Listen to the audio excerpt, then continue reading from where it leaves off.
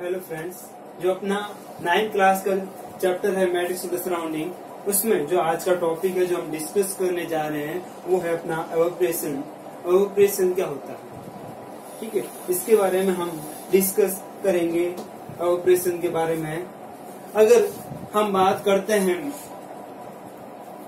समुद्र की या पानी की, कोई बड़ा सरफेस है, पॉन्ड वगैरह है, आपके कुआ वगैरह है जो खुला है ऊपर से, थोड़े टाइम स्पेंड होगा, गर्मियों के टाइम में पानी का कोई भी सोर्सेज है, वहां पर क्या देखते हो आप, कुछ जैसे इनिशियल टाइम में देखते हो वो फुल भरा हुआ है, धीरे धीरे जैसे जैसे टाइम स्पेंड होता है आप उस पानी का यूज कर रहे हो या नहीं कर रहे हो, बट उस पानी का जो लेवल है वो अपने आप पे क्या होता रहता है, डिक्रीज होता रहता है। तो ऐसा कैसा केस होता है, समुद्रों में होता है, बड़े बड़े महासागर वगैरह होते हैं, सीज है, रिवर्स है, उनमें यही होता है कि वाटर जो प्रेजेंट होता है, जो सनलाइट उसके ऊपर गिरती है तो उससे क्या होता है, वाटर होता है वो एवोपरेट होता है। या फिर अपने आस पड़ोस के गांव में है, शहर में है, तो आस पड़ोस में कोई वाटर सोर्सेज है, वहां पर जो वाटर का लेवल है वो भी जो समर डेज में होगा उसका लेवल क्या होगा, डाउन होगा। Why? Because due to the evaporation. तो इसमें क्या होगा, लिक्विड चेंज हो जाता है, किसमें, वेपर में। Evaporation is a process when the liquid change into the vapour at any temperature. कि एक ऐसा प्रोसीजर जिसमें लिक्विड वेपर में चेंज हो रहा है, कोई भी टेम्परेचर हो, below it's boiling point, boiling point से बिलो। अगर कोई लिक्विड है, उसका जो बॉइलिंग पॉइंट है, उस बॉइलिंग पॉइंट से पहले ही वो वेपर स्टेट में चेंज हो रहा है, तो हम क्या कहेंगे, उसे एवोपरेशन कहेंगे। Got it? अब एवोपरेशन होता है वो अलग पार्टिकल में अलग होता है, ठीक है। यहां पर हम बात करेंगे फैक्टर्स अफेक्टिंग और एवोपरेशन। एवोपरेशन को कौन कौन से फैक्टर्स अफेक्ट करते हैं उसके बारे में हम डिस्कस करते हैं। जैसे हम बात करते हैं सॉलिड की, लिक्विड या गैसेज की। सॉलिड, लिक्विड या गैसेज में हर मैटर में, जो भी मैटर की जो स्टेट है, इनमें पार्टिकल्स प्रेजेंट होते हैं और उन पार्टिकल की डिफरेंट टाइप की काइनेटिक एनर्जी होती है। सॉलिड की है, उसके जो पार्टिकल, उसकी काइनेटिक एनर्जी डिफरेंट। लिक्विड की है, उसके पार्टिकल काइनेटिक एनर्जी डिफरेंट। और गैसेज है, उसके पार्टिकल की काइनेटिक एनर्जी भी डिफरेंट होती है। यहां पर हम बात कर रहे हैं किसकी, लिक्विड स्टेट की, क्योंकि एवोपरेशन उसमें हो रहा है। तो लिक्विड स्टेट की बात करते हैं तो लिक्विड स्टेट में क्या होता है, जो पार्टिकल्स है वो पार्टिकल्स क्या होते हैं, जो सरफेस है उसके पास में प्रेजेंट होते हैं। जब पार्टिकल सरफेस के पास में प्रेजेंट है तो उनके एवोपरेट होने की रेट क्या होगी, जल्दी हो। कैसे कि अगर ये सरफेस दे रखी है, उस सरफेस के पास में पार्टिकल प्रेजेंट है, तो उन पार्टिकल प्रेजेंट है, जब इनको एक पर्टिकुलर टेम्परेचर, यानी पर्टिकुलर उसको टेम्परेचर मिले, हीट मिले और प्रेशर मिले, हीट और प्रेशर मिलने पर ये जो पार्टिकल है इनके बीच जो बॉन्ड बना हुआ है, एक दूसरे को अट्रैक्शन फोर्स के द्वारा जुड़े हुए हैं, ये अट्रैक्शन फोर्स क्या हो जाएगा, ब्रेक हो जाएगा और ये पार्टिकल किस फॉर्म में आ जाएंगे, काइनेटिक एनर्जी लेके कंटिन्यूसली क्या करेंगे, रैंडमली मूव करेंगे। और रैंडमली मूव करने के कारण ये क्या हो जाएंगे, वेपराइज होंगे और ये लिक्विड स्टेट किस में चेंज हो जाएगी, एवोपरेट हो जाएगी, वेपराइज होके एवोपरेशन प्रोसीजर होगा। तो इस तरह से लिक्विड वाले सब्सटेंस हैं उनका एवोपरेशन होता है, क्योंकि पार्टिकल्स क्या होते हैं, इसकी सरफेस पे होता है, उनके बीच में अट्रैक्शन बॉन्ड टूट जाता है।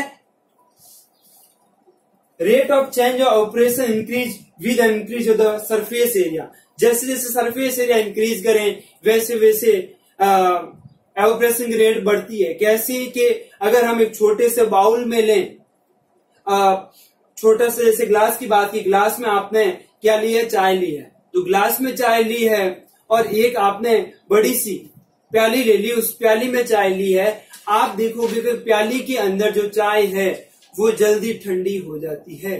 क्यों? एवोपरेशन के कारण। क्योंकि जब जो ग्लास है जो ग्लास के ऊपर की जो सरफेस है जहां पे कवर हो रही है उसका सरफेस एरिया क्या है, लेसर है, कम है। जबकि प्याली की बात करते हम, प्याली का जो सरफेस एरिया है वो लार्जर है, इसलिए प्याली में चाय जल्दी ठंडी हो जाती है। तो कभी कभार ऐसे क्वेश्चन भी एग्जाम में पूछ लिए जाते हैं। या फिर आपको कहा एक कपड़ा लिया, उस कपड़े को आपको सुखाना है, गीला कर दिया। अब गीला कर दिया, अगर आप उसको पूरा समेट के रख दोगे और धूप पे सुखा दोगे तो उसको सूखने में टाइम लगेगा।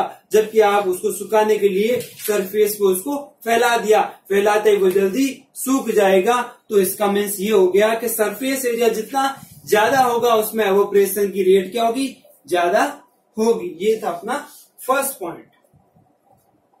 अब आते हैं सेकेंड पॉइंट पे।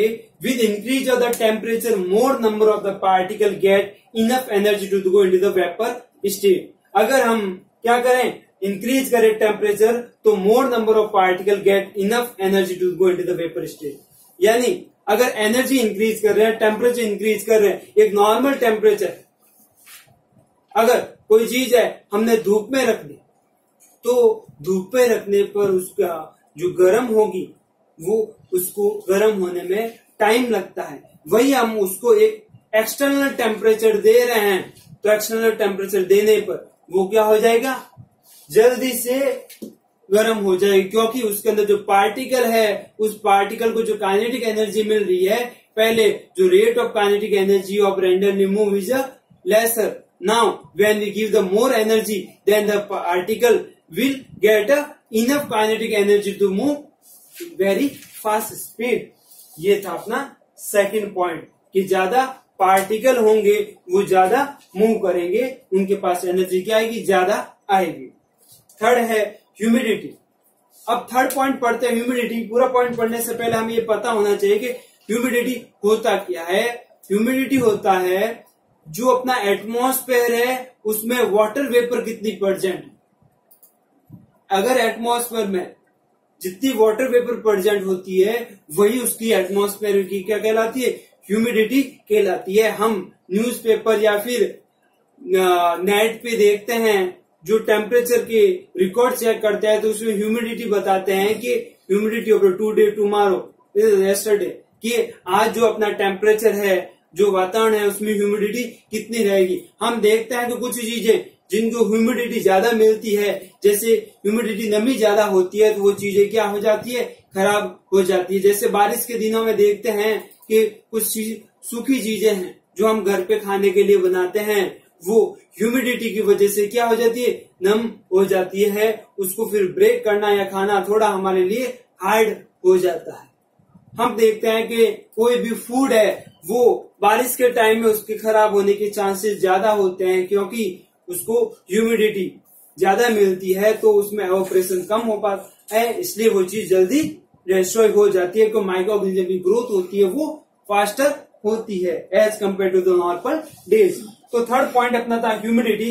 If the air more humidity, अगर एयर में जो अपना एयर की बात कर रहे हैं, एटमॉस्फेयर है, उस एटमॉस्फेयर में वाटर वेपर ज्यादा है, वाटर के पार्टिकल्स अगर ज्यादा है तो एवोपरेशन क्या होगा, डिक्रीज हो जाएगा। जैसे बात करें पानी लिया, किसी सोर्सेज में पानी है तो बारिश का टाइम है या उस एरिया में ह्यूमिडिटी ज्यादा है तो वहां एवोपरेशन क्या हो जाएगा, कम हो जाएगा। जैसे मैंने अपना शर्ट लिया, उसको बारिश के टाइम में उसको धोया, तो धोने के बाद में आप क्या कर रहे हो, उसको हम सुखा रहे हैं, तो बारिश का टाइम है, ऑलरेडी एटमॉस्फेयर में क्या है, ह्यूमिडिटी है, इस कारण वो शर्ट है या फिर कोई भी कपड़ा है उसको सूखने में क्या लगेगा, टाइम लगेगा। अगर आप उसको घर के अंदर सुखा रहे हो फैन के नीचे तो भी उसको टाइम लगता है, क्योंकि एटमॉस्फेयर में ऑलरेडी क्या है, ह्यूमिडिटी है, और ह्यूमिडिटी जब होती है तो एवोपरेशन की रेट है वो क्या होती है, डिक्रीज हो जाती है। इसलिए कहते हैं कि बारिश के टाइम में कोई भी कपड़ा धीरे सूखता है as compare to normal days, और सनी डेज में वो कपड़ा जल्दी सूख जाता है क्योंकि उस टाइम ह्यूमिडिटी क्या होती है, कम होती है। फिर आते हैं हम फोर्थ पॉइंट पे, विंड स्पीड। विंड स्पीड, अगर हवा की स्पीड की बात करें, जैसे आपने कोई गर्म चीज ली, अब गर्म चीज लिया उसके ऊपर आप क्या डाल रहे हो, हवा डाल रहे हो, जैसे एक प्याली है, प्याली के अंदर या छोटे से कप के अंदर आप चाय पी रहे हो या कुछ भी गर्म चीज पी रहे हो, तो अब आप पीते हो, डायरेक्टली पीते हो या उसको थोड़ी थोड़ी क्या करते हो, हवा देते हो। रीजन क्या उसके देने का, क्योंकि विंड स्पीड जितनी हवा मिलेगी उसको, उसका एवोप्रेशन क्या होगा, जल्दी होगा, स्पीड जल्दी होगी। तो विंड की स्पीड जितनी तेज होती है उतना एवोप्रेशन क्या होता है, फास्ट होता है। जैसे तेज हवा चल रही है तो बारिश के टाइम में क्या होता है, बारिश आने से पहले कभी कभार क्या होती है, तेज हवाएं चलती है, उन तेज हवा के कारण एवोप्रेशन की रेट फास्टर होती है और बारिश होने के चांसेस बढ़ जाते हैं। तो इसका मीन्स ये हो गया कि जितनी तेज हवा चलेगी, विंड स्पीड चलेगी, उतना ज्यादा वो सब्सटेंस क्या होगा, या वो लिक्विड है वो जल्दी एवोपरेट होगा। तो इसमें हमने यही पढ़ा है कि एवोपरेशन क्या होता है और उनको कौन कौन से फैक्टर अफेक्ट करते हैं। डेली लाइफ बेसिस कुछ एग्जाम्पल से हमको इस टॉपिक को अच्छे से समझा है और इनसे बेसिस कभी कुछ क्वेश्चन भी पूछते हैं कि अगर हम कह दें कि विंड स्पीड फास्ट कर दें, कोई एग्जाम्पल दे दिया, विंड स्पीड फास्ट कर दी तो उसमें एवोपरेशन मोर होगा या फिर लेस होगा, तो एवोपरेशन फास्ट होगा। ह्यूमिडिटी है उसमें एवोपरेशन स्लो होगा या फिर फास्ट होगा, तो ह्यूमिडिटी के टाइम में क्या एवोपरेशन होगा, वो क्या होगा, स्लो होगा। बात की हमने टेम्परेचर की बात की, अगर हमने उसको सब्सटेंस को, लिक्विड को एक्स्ट्रा टेम्परेचर मिल रहा है तो एवोपरेशन की रेट इंक्रीज होगी या डिक्रीज होगी, तो हम कहेंगे इंक्रीज होगी। और अगर हम कहें कि सरफेस एरिया की बात करें तो सरफेस एरिया मोर होने पर एवोपरेशन है वो मोर होगा या फिर लेस होगा, तो सरफेस एरिया पे क्या होता है, एवोपरेशन की रेट इंक्रीज होती है। तो ये था अपना एवोपरेशन और उसको अफेक्ट करने वाले फैक्टर्स। नेक्स्ट वीडियो में हम इसके बारे में, एवोपरेशन के बारे में और अधिक डिटेल से डिस्कस करेंगे।